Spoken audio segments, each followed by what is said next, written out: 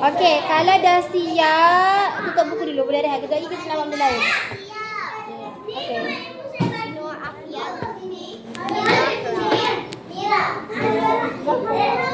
Bulatnya betul saya.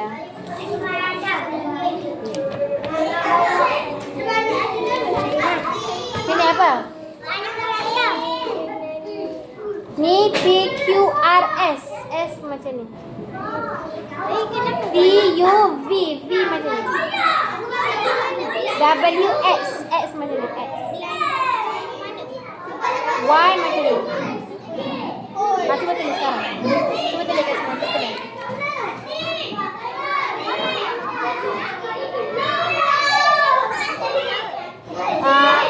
Kena atas garisan ni. Padam balik.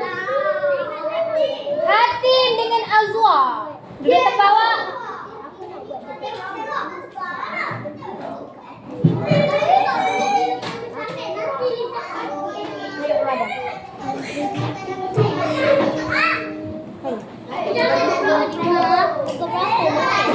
Pukul 1. Ni, S ni bagi besar sikit. S ni atas garisan. Pandai. Ni pula V.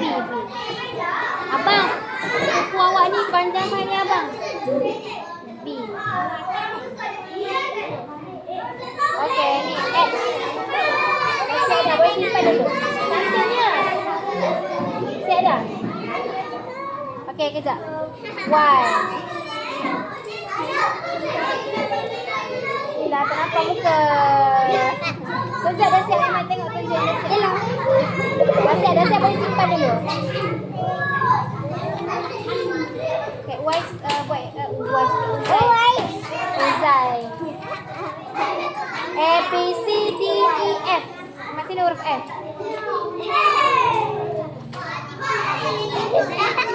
F macam ni. F macam ni. F macam ni.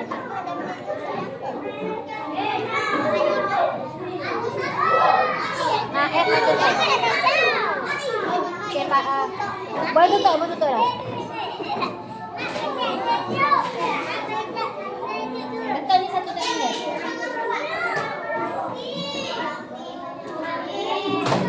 G, lepas G huruf. Yes. H. Letak dalam meja je.